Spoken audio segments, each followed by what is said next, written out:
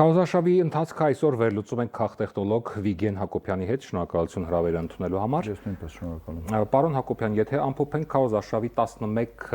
օրերը, մեկնարկային օրերը, ո՞րն է այս ընթացքի գլխավոր առանձնահատկությունը։ Ինչ որ սպասում էիք, տեղի ունեցավ, թե անակնկալներ ամեն դեպքում եղան։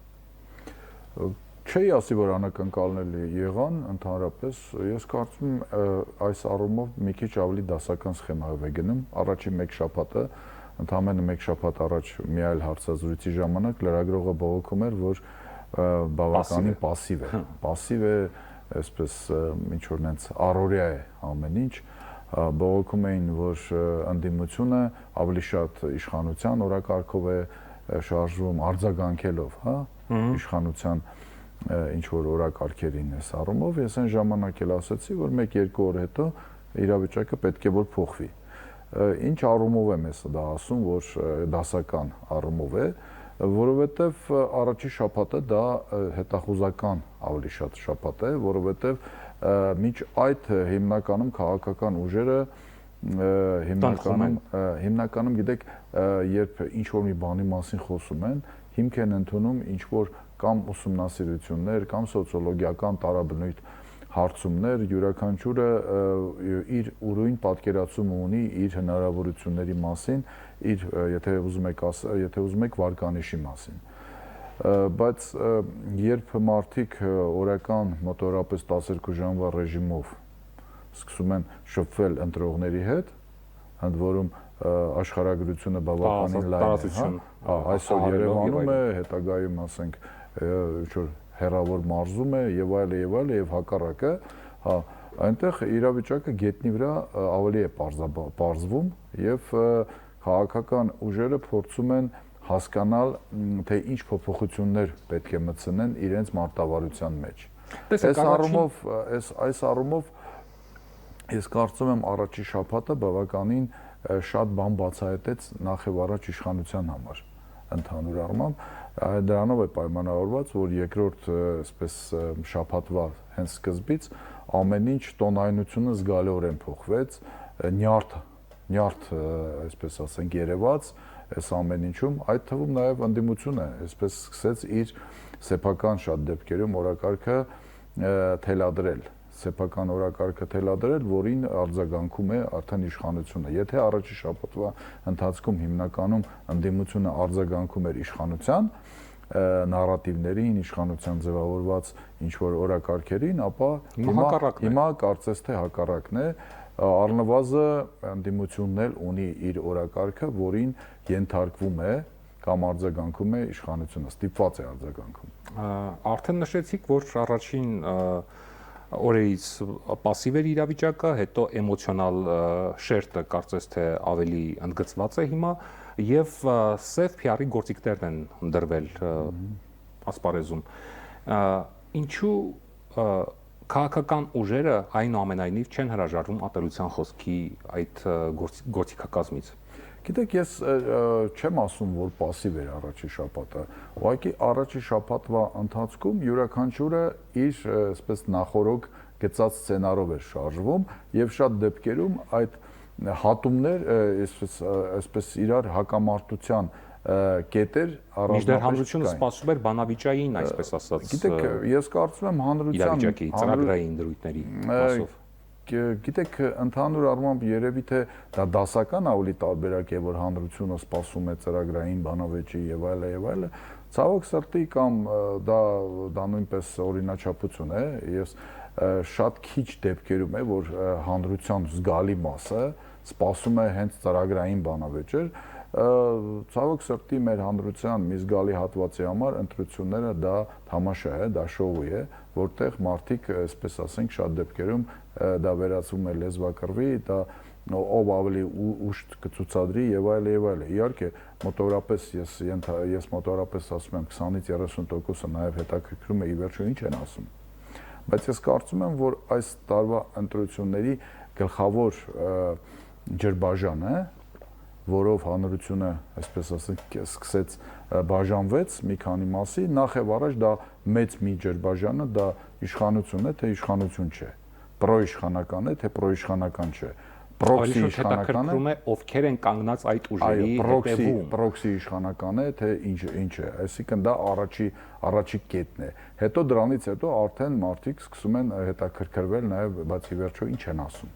ինչ են առաջարկում որպես, ասենք, որպես ընդդիմություն։ Այդ իսկ պատճառով ես կարծում եմ, որ իհարկե կան ուժեր, որոնք փորձում են իրենց ծրագրերը ներկայացնել, հա, բայց դրան զուգահեռ նաև ստիպված են քաղաքական, այսպես ասենք, մարտերի մեջ մտնել, բառի բուն իմաստով շատ դեպքերում մարտերի մեջ փորձելով նախ եւ առաջ դառնալ հետաքրքիր ընտրողի համար, հետաքրքիր բոլոր առումներով։ Մենք տեսնում ենք, չէ, որ ասենք ինչ որ քաղաքական ուժեր, որոնք նոր են ստեղծվել, շատ կոնկրետ գուցե սիտուացիոն նպատակներ ունեն, բավականին օրիգինալ են փորձում ներկայանալ, այդ թվում իրենց հագուստով, բան, սպայդերմեններ, չգիտեմ ինչեր եւ այլը, այսինքն գույնային ինչ որ տարբեր գամաների մեջ քարոզչական հնարքներ եւ այլն։ Դա քաղաքական տեխնոլոգիա է, քարոզչական հնարքն է, իրենք փորձում են իրենց բրենդը ճանաչելի դարձնել, որովհետեւ նախ եւ առաջ այն բոլոր քաղաքական ուժերի համար շատ կարեւոր է իրենց բրենդը ճանաչելի դարձնել, որովհետեւ ի վերջո ընտրողը գնալու է եւ պետք է ընտրի հենց այն, ինչ իրեն ծանոթ է։ Այսինքն, եթե նույնիսկ ինքը ճանաչում է առաջնորդին, բայց չի իմանում օրինակ կուսակցության անունը, դա խնդրեմ կարող է առաջացնել, ասենք, այդ ընտրախցում, երբ ինքը փորձելու է ընտրել։ Այս առումով յուրաքանչյուրը փորձում է հիշվել, յուրաքանչյուր քաղաքական ուժ փորձում է հիշվել, իսկ հիշվում է սովորաբար, այսպես ասենք, հայպը, այն ինչ որ ասենք ամենապարզ ձևով է հիշվում, ասենք թե ասենք շատ դեպքերում դու կարող ես բավականին հիանալի ծրագիր ներկայացնել, հա, բայց հիշեն օրինակ ասենք, որ դու այս ինչ ես հագել, այս ինչ շորն ես հագել, կամ ձեռդ բահ է, օրինակ, եւ այլը։ Իհարկե մյուսներն են հիշելու, ասենք նայած ինչ կոնտեքստում է քո ձեռը այս կամ այն առարկան, բայց այնուամենայնիվ այս ամեն ինչը դասական առումով բանի ժանրի կլասիկան է, ինչպես ասում են։ Որ գործիքակազմն է ավելի արդյունավետ այս դեպքում առցանց քարոզչա մեքենան, թե գետնի վրա, ինչպես դուք եք ասում։ Ես կարծում եմ այստեղ բավականին պետք է օգտագործվեն բոլոր գործիքակազմերը, ժամանակակից գործիքակազմերը, որովհետև ժամանակին ամենագլխավոր գործիքը դա հեռուստատեսությունն էր, որը ամենամեծ ազդեցություն ուներ Հայաստանում, շարունակում է դա դեռևս, այսպես ասենք, ամենաառաջնային քարոզչա մեքենան լինել, քարոզչա միջոցը ավելի շուտ լինել, բայց պարզ է, որ հիմա համացանցային տեխնոլոգիաները իրենք զգալիորեն առաջխաղացում ունեն եւ բավականին լուրջ ազդեցություն ունեն մանավանդ որոշակի տարիքային խմբերի վրա, բնականաբար, որովհետև դա տեխնոլոգիա է, որը դա մեր առօրյան է ընդհանուր առմամբ։ Ինչ վերաբերում է գետնի վրա դա միշտ ակտուալ է եղել եւ միշտ էլ ակտուալ է լինելու, ոչ միայն գետնի վրա հանդիպումը ընտրողների հետ, այլ նաեւ տետատետ շփումը, նույնիսկ բարևելը, ստեսություն ասելը, իրար հետ, այսպես ասենք, ինչ որ մի բան, ինչ-որ մի զբաղմունք համատեղ ունենալը, այս ամեն ինչը իր ազդեցությունը ունի, դա որտեղ դա հոգեբանություն է։ Նախ եւ առաջ հոգեբանություն է, դա սովորական կոնտակտ է,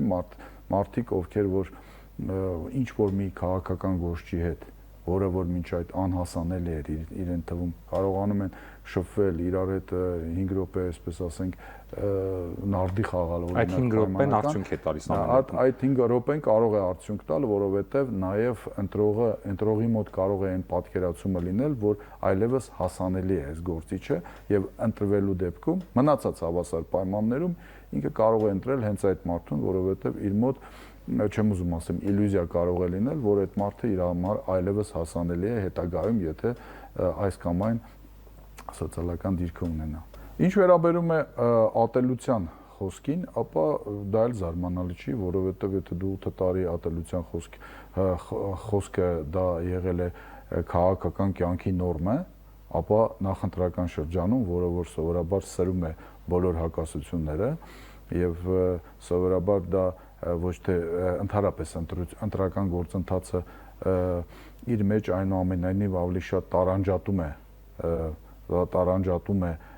պարունակում, քան միավորում, որովհետև մարդիկ տարբեր նախասիրություններ ունեն, նախկին ճաշակ ունեն,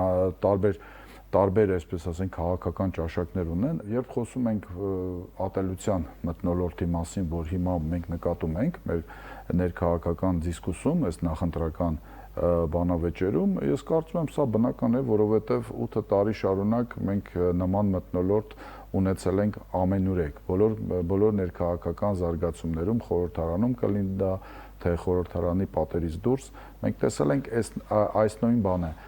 Իշխանության պարագայում իհարկե դա ունի նաև մարտավարական նշանակություն։ Տեսեք, Նիկոլ Փաշինյանը քաղաքական ընդդիմախոսներին ուղղված աննախադեպ կոշտ, նույնիսկ ուժային հայտարարություններ արեց հատկապես նախորդին, անձնապես թիրախավորելով նրանց եւ հայտարարելով մեջբերում եմ, թե կզացնելու եւ սատկացնելու է։ Եթե մասնագիտորեն դիտարկենք, սա ինչ քաղտեխնոլոգիական հնարք է եւ ինչ էլեկտորալ խնդիր է լուծում վարչապետը։ Ես կարծում եմ ընդհանրապես երկու տարբերակ գոյություն ունի ընդհանրապես, այսինքն իշխանությունները նաև այս անցած մեկ շաբաթվա ընթացքում, առաջի շաբաթվա ընթացքում քարոզարշավի հասկացան, որ բավականին լուրջ էլեկտորալ խնդիրներ ունեն։ Գետնի վրա իրենք դա այդ ամեն ինչը տեսան եւ հասկացան, որ շատ քիչ ռեսուրս կա, որպեսզի իրենց ռեյտինգը մեծացնեն, այսինքն ընտրողների քանակը ավելացնեն։ Եվ բնականաբար նման պայմաններում խնդիր է դրվում, ինչքան հնարավոր է պասիվացնել ընտրողներին, այսինքն ինչքան քիչ ընտրող մասնակցի, այնքան իրենց զանգվածը տոկոսային առումով ավելի մեծ տեսակարար կշիռ կունենա, սա սովորական մաթեմատիկա է, որովհետև փոքր մասնակցությունը, ցածր մասնակցությունը միշտ ձեռնտու է իշխանություններին, որովհետև իշխանությունը ունի իր գուցե ոչ շատ մեծ, բայց այնուամենայնիվ կայուն եւ ամենակարևորը հաստատուն եւ կարգապահ ընտրազանգվածը, որը որ սովորաբար այս կամ այն եղանակով տարվում է ընտրությունների կամ գնում է ընտրություններին։ Եվ եթե մասնակցության քանակը մեծ է լինելու, ապա տեսակարար կշիռը այդ ընդհանուր մասնակիցների քանակում իշխանության մոտ կարող է ցածրանալ։ Այս առումով, եթե իշխանությունը խնդիր է դնում ցածրացնել կամ ապաթիայի մթնոլորտը պահպանել երկրում, փորձում է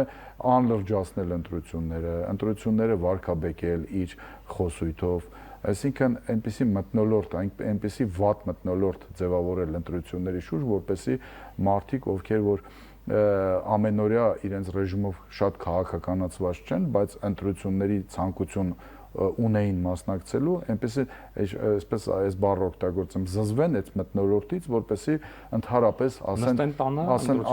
ասեն չեմ ուզում ոչ մի ընտրություն, ես չեմ գնալու ընտրության, այսինքն ամեն ինչ արվում է դրանով, այս մթնոլորտը ձևավորելով, որպեսզի մարդիկ չգնան հանկարծ ընտրությունների։ Մյուս կողմից իհարկե նաև իրականությունը, դառը իրականությունը իր որոշակի փոփոխությունն է մտցնում իշխանության տակտիկայի մեջ եւ այս բոլոր այդ դրսեւորումները, որի մասին դուք ասում եք, այդ վիրավորանքները, սպառնալիքները,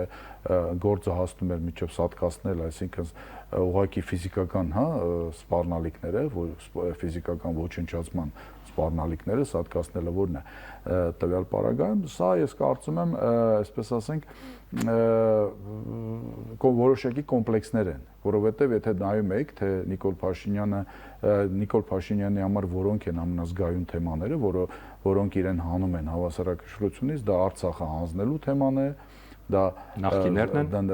նախկինները դա ես կարծում եմ հիմա արդեն ֆոնային է, այսինքն այդ երբ ասում են օրինակ 5000 մարդ է զոհվել եւ այլ, այս թեմաները մանավանդ Հայաստանի տարածքի 300,000 ադրբեջանցիներին Հայաստան բերելու թեմաները, դրանք առավել գերգռում են Նիկոլ Փաշինյանին, դա շատ զգայուն են իր համար, որովհետև այստեղ արդեն կարծում եմ հոգեբանական բարդույթներն են առաջ գալիս, որովհետև ինքը շատ լավ հասկանում է, որ այս թեմաները ինչքան էլ փորձեն կոծկեն, ինչքան էլ փորձեն այլ սոուսի տակ մատուցեն, ընդհանուր առմամբ, միևնույն է պատմական առումով եւ մենտալիտետային առումով արդեն ամրագրվել է, որ հողը հանձնվել է, Արցախը հանձնվել է, Հայաստանի տարածքները հանձնվել են ընդ որում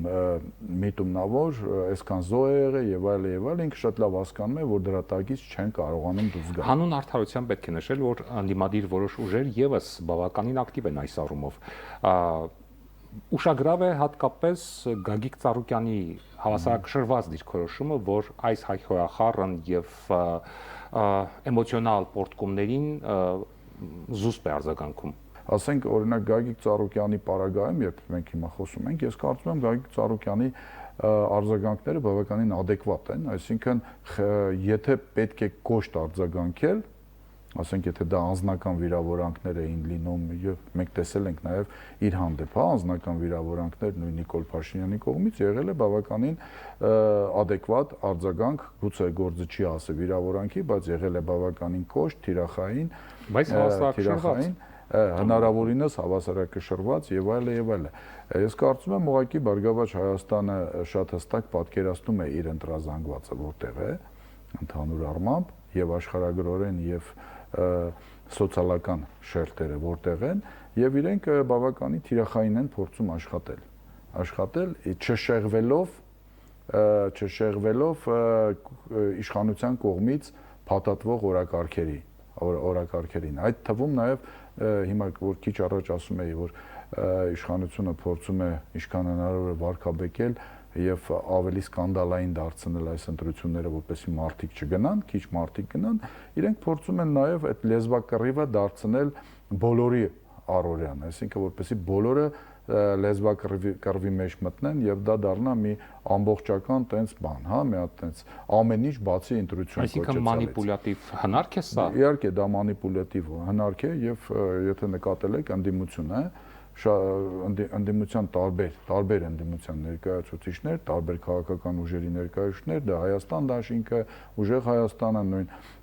Բարգավաճ Հայաստանը բազմաթիվ անգամ ասել են, որ իրենք չեն ուզում ներքաշվեն դրա մեջ, որովհետև հասկանում են դրա իրական նպատակը եւ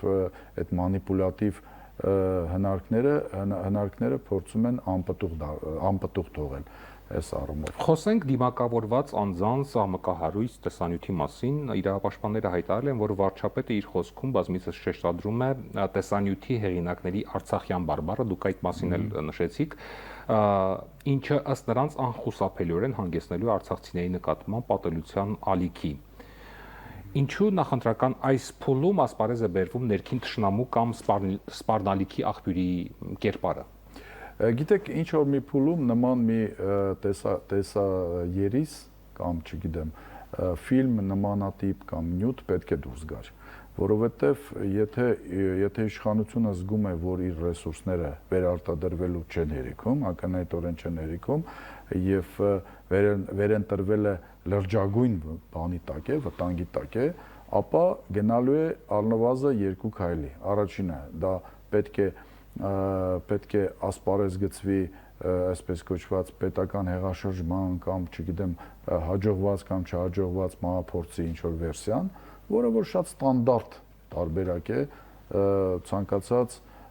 մեր տիպի երկրների իշխանությունների համար, որոնք, ասենք,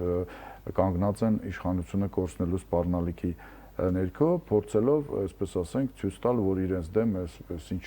ակցիա է լինելու, որը նաև հետագայում կարող է իրենց ձեռքերը ազատել, ասենք, ռեպրեսիաների համար, ասենք, ուժային գործողությունների համար, իսկ Հայաստանի պարագայում Այսինքն սպասելի էր սա։ Շատ սպասելի էր։ Նման հնարքը կարող է լինել հիմա, կարող է լինել ավելի ուշ,